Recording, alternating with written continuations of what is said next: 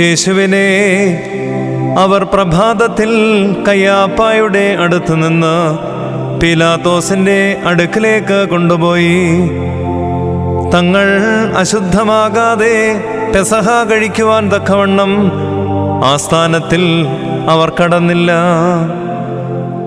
പീലാത്തോസ് അവരോട് ചോദിച്ചു, ഈ മനുഷ്യനിൽ നിങ്ങൾ എന്തു കുറ്റമാണ് ആരോപിക്കുന്നത്?